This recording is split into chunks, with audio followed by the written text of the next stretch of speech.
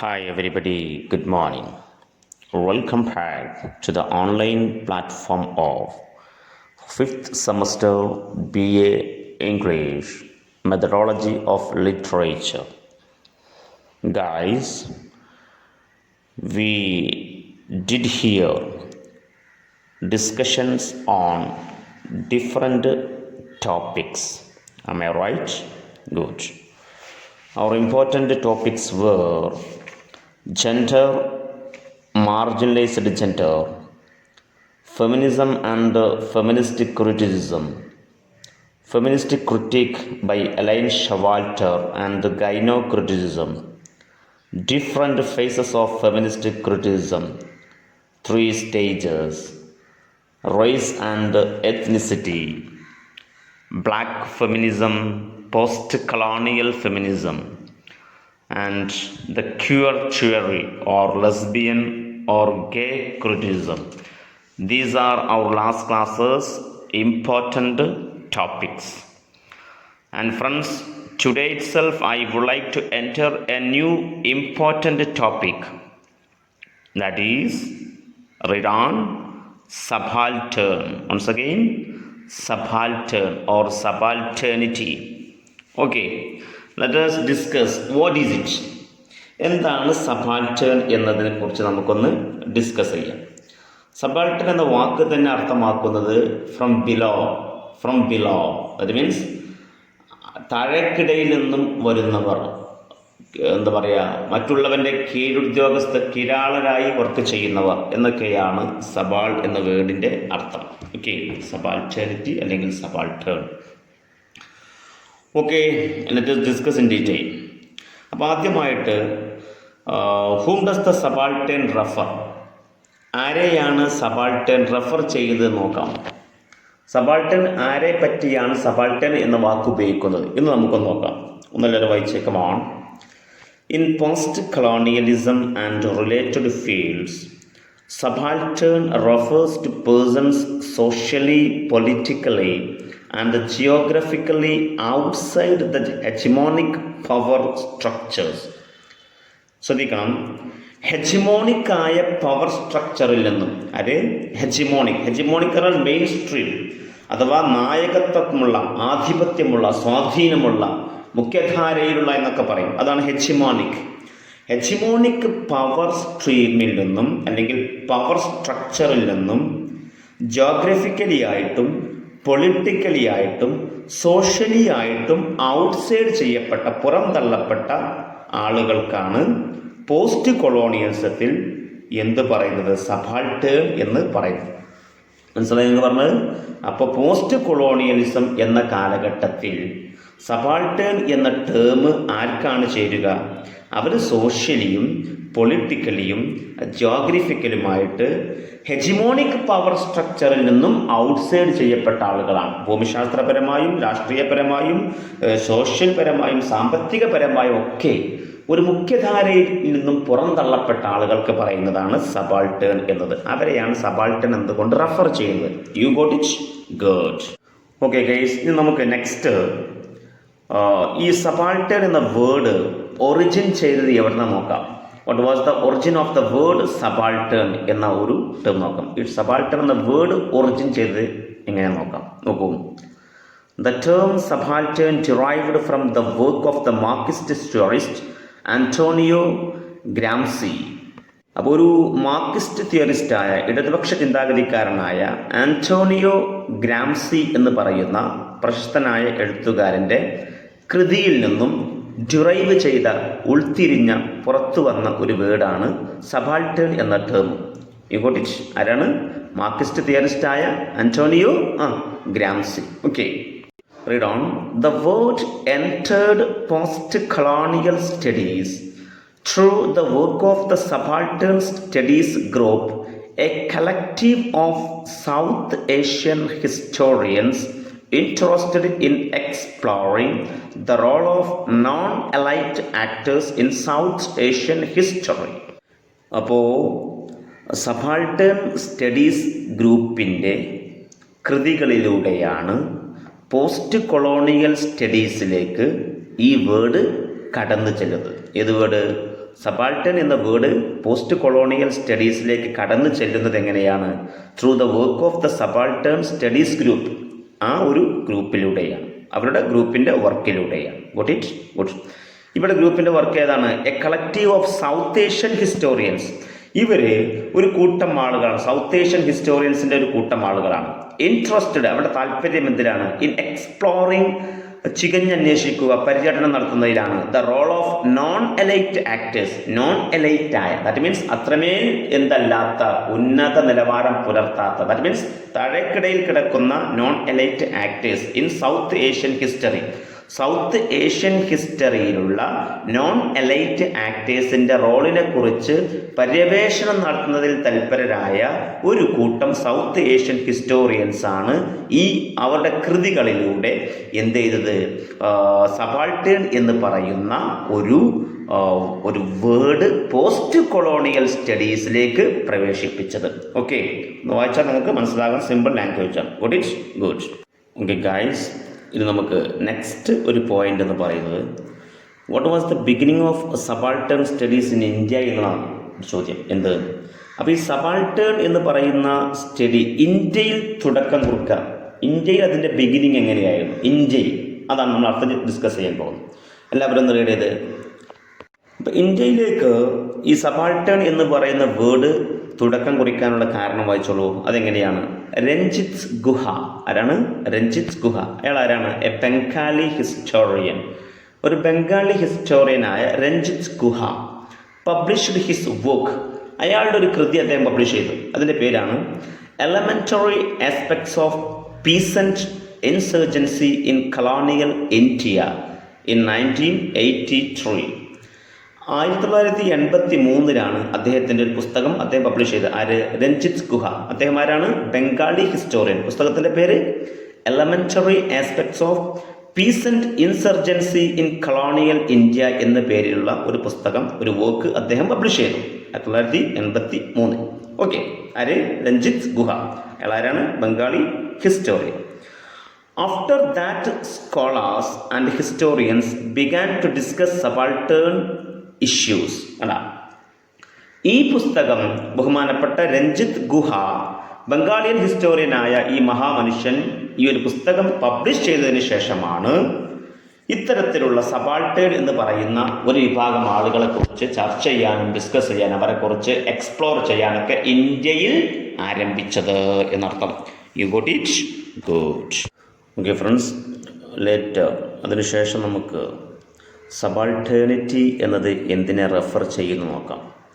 സബാൾട്ടേണിറ്റി refer ചെയ്യുന്നത് എന്താണെന്ന് നോക്കാം. നോക്കൂ, the term subalternity refers to a condition of subordination brought about by colonisation.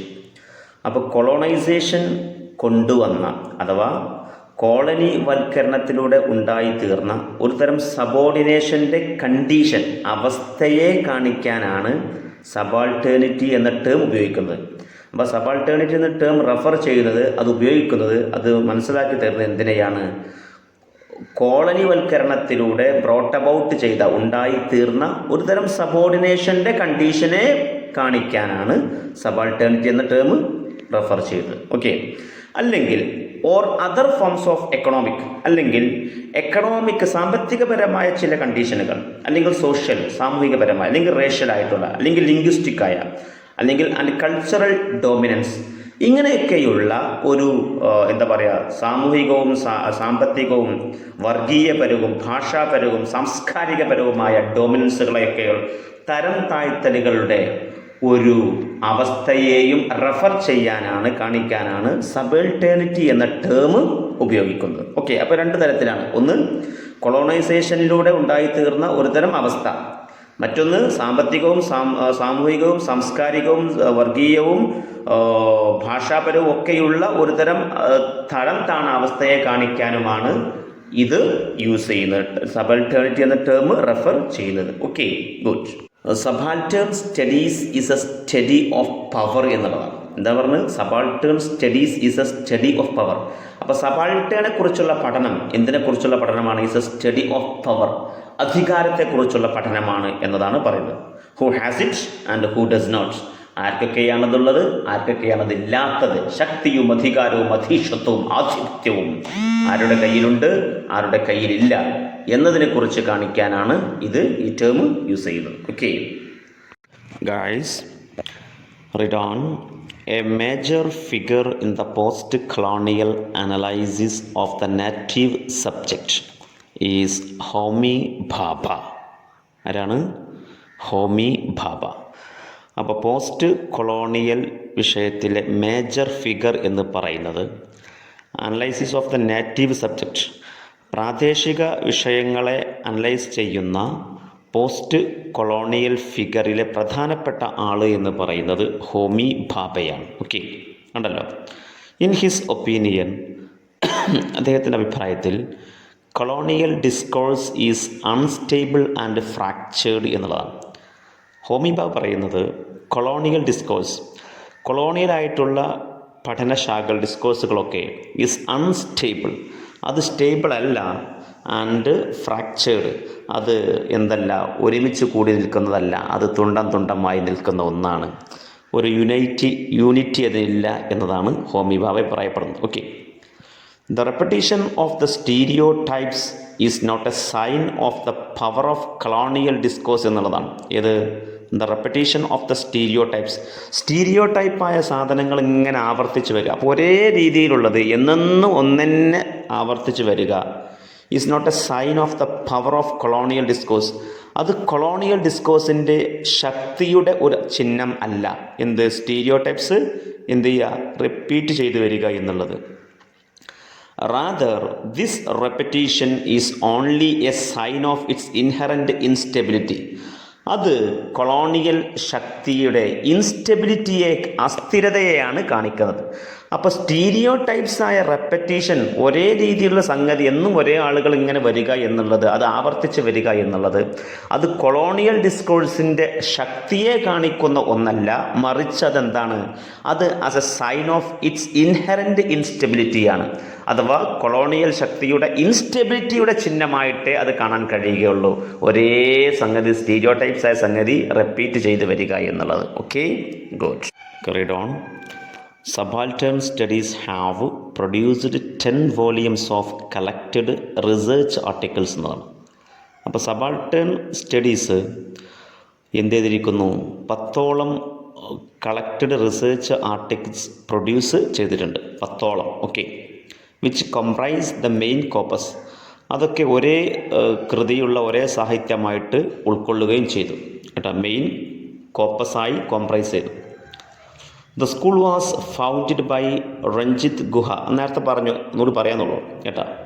Ranjith ഗുഹയാണ് ഈ സബാൾട്ടേൺ സ്കൂൾ എന്നത് എന്ത് ചെയ്ത് ഫൗണ്ട് ചെയ്തത്. അയാൾ ആരാണ്? A Marxist intellectual from Bengal. Okay, he was influenced, അദ്ദേഹത്തെ സ്വാധീനിച്ചത് എന്താണെന്നറിയോ? He was influenced by the radicalism of Chinese cultural revolution in the 1960s. 1960കളിലെ ചൈനീസ് കൾച്ചറൽ റവല്യൂഷൻ്റെ റാഡിക്കലിസമാണ് അദ്ദേഹത്തെ സ്വാധീനിച്ചത്. ഇന്ത്യയിൽ ഇങ്ങനെ സംഗതി തുടങ്ങാനുള്ള കാരണം അദ്ദേഹത്തിൻ്റെ സ്വാധീനം അതാണ് ഒന്ന്. ആൻഡ് മറ്റൊന്ന് ദ ഇന്ത്യൻ മാവോയിസമാണ്.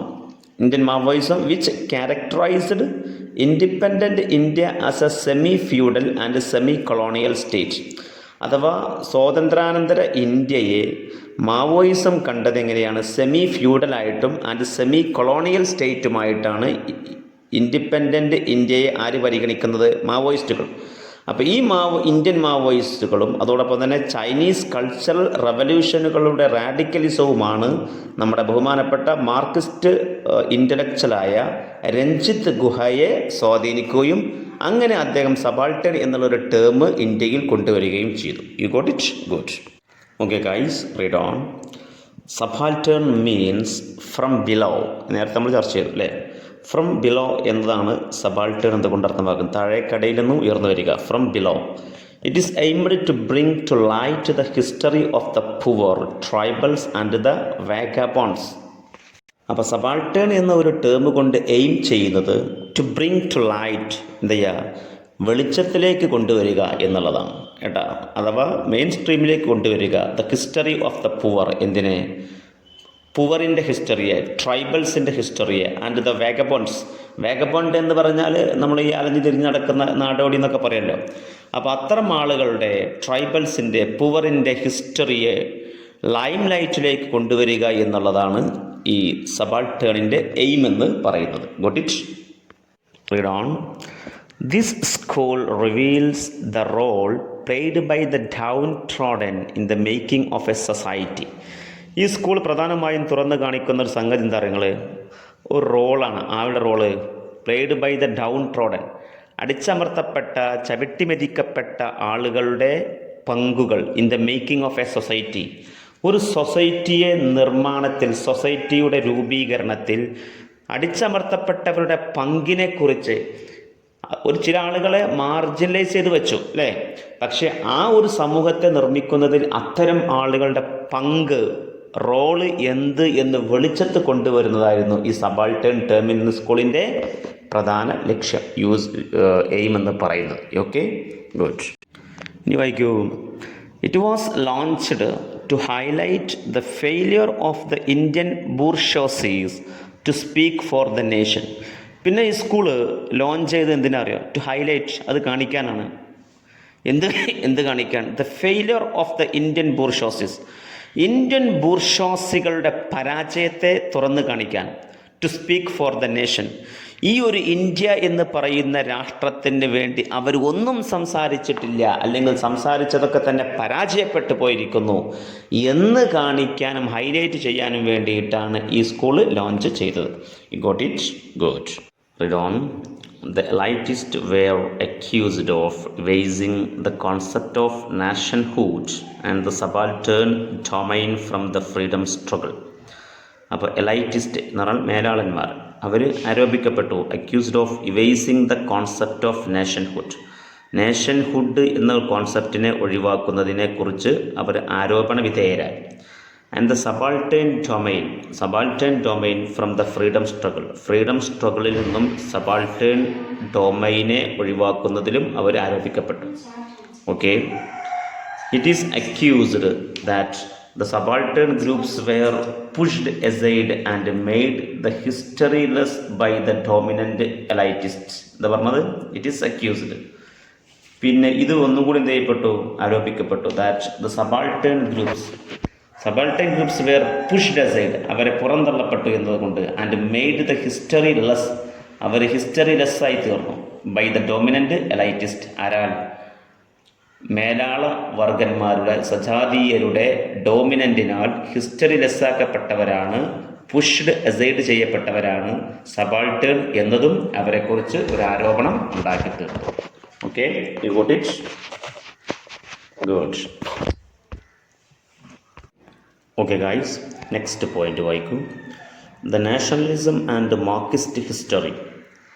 ദേശീയവാദവും നാഷണലിസവും മാർക്സിസ്റ്റ് ഹിസ്റ്ററി എന്ന് പറയുന്ന ആ ചരിത്രമൊക്കെ വേർ ഓൾസോ അറ്റാക്ക്ഡ്, അതും അറ്റാക്ക് ചെയ്യപ്പെട്ടു ബൈ ദ സബാൾട്ടേണിസ്റ്റ്. ആരാൾ? അപ്പോൾ ഈ സബാൾട്ടേണിസ്റ്റിലെ സ്കോളേഴ്സ് അവർ നാഷണലിസത്തെയും ദേശീയവാദത്തെയും മാർക്സിസ്റ്റ് ചരിത്രങ്ങളെ വരെ അവർ അറ്റാക്ക് ചെയ്തു എന്നുള്ളതാണ്. ഓക്കെ, അപ്പോൾ ഇവർ അറ്റാക്ക് ചെയ്യാൻ തുടങ്ങി. ഓക്കെ, എന്തതിന് കാരണം? ദ നാഷണലിസ്റ്റ് മാർക്സിസ്റ്റ് ഹിസ്റ്റോറിയോഗ്രഫി, നാഷണലിസ്റ്റായ മാർക്സിസ്റ്റ് ഹിസ്റ്റോറിയോഗ്രഫി, ആ ചരിത്രവാദം looked upon the bourgeoisies leadership, അവർ നോക്കിക്കണ്ടത് bourgeoisies leadership as the moral and intellectual representative of the nation എന്നാണ്. ഒരു രാഷ്ട്രത്തിൻ്റെ ഇൻ്റലക്ച്വൽ, ബൗദ്ധികവും ആൻഡ് മോറൽ, ധാർമ്മികപരവുമായ ലീഡർഷിപ്പിന് ബൂർഷോസികളെ കൊണ്ട് കഴിയും എന്ന് nationalist Marxist historiography looked upon ചെയ്തപ്പോൾ അതിനെതിരെയാണ് സബാൾട്ടേണിസ്റ്റ് എന്ത് ചെയ്തത്?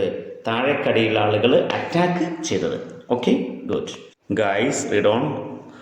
The bourgeois leadership could analyse, bourgeois leadership അഥവാ ബൂർഷോ നേതൃത്വം അനലൈസ് ചെയ്യുന്നത് എന്ത് മാത്രമാണ്? The character and the consequences of the colonial working in India, ഇന്ത്യയിലെ കൊളോണിയൽ വർക്കിങ്ങിൻ്റെ കോൺസിക്വൻസസ്, പ്രത്യാഘാതങ്ങളും അതിൻ്റെ ക്യാരക്ടറുമാണ് അവർ അനലൈസ് ചെയ്തത്. And articulate in its critic.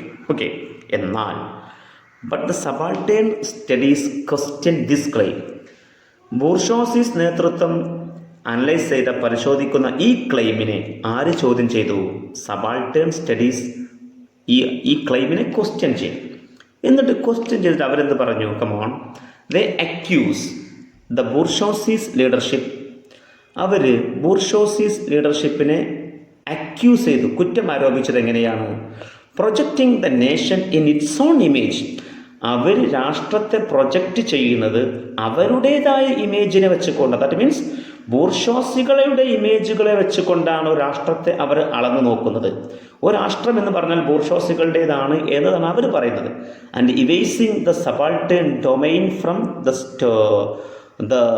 story, it could bring the limitation of and Marxian historiography. നോക്കൂ, മാത്രമല്ല devising the subaltern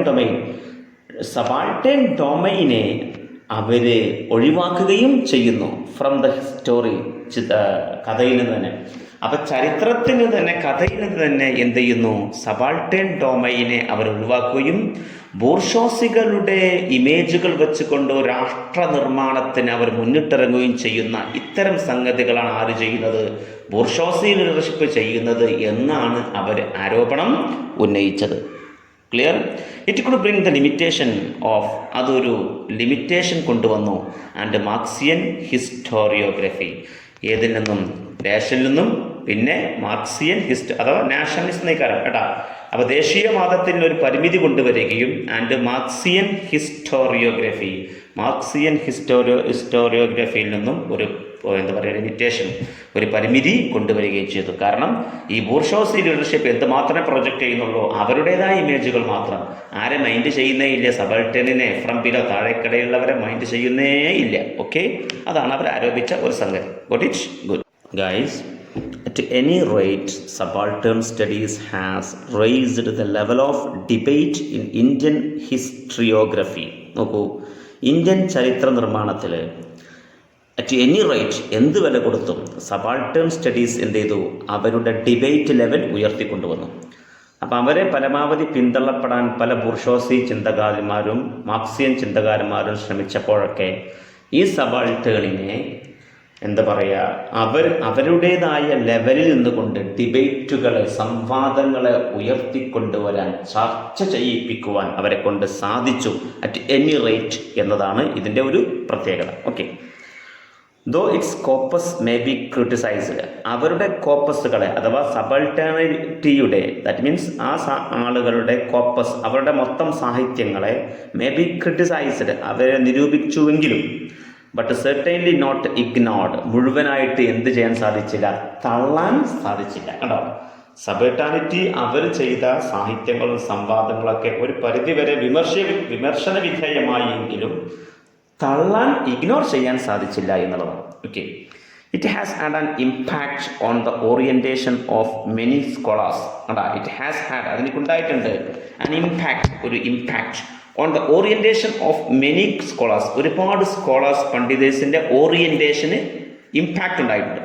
within and outside the discipline of history, ഹിസ്റ്ററിയുടെ ഡിസിപ്ലിൻ്റെ പുറമേക്കുള്ളിൽ നിന്നുകൊണ്ടും and beyond the frontiers of India, ഇന്ത്യയുടെ അതിർത്തികൾക്കപ്പുറത്ത് നിന്നുകൊണ്ടും ഹിസ്റ്ററിയുടെ ഡിസിപ്ലിൻ്റെ പുറമേ നിന്നുകൊണ്ടും എന്ത് ചെയ്തിട്ടുണ്ട്? ഒരുപാട് സ്കോളേഴ്സിൻ്റെ ഓറിയൻറ്റേഷന് സാധിച്ചിട്ടുണ്ട്.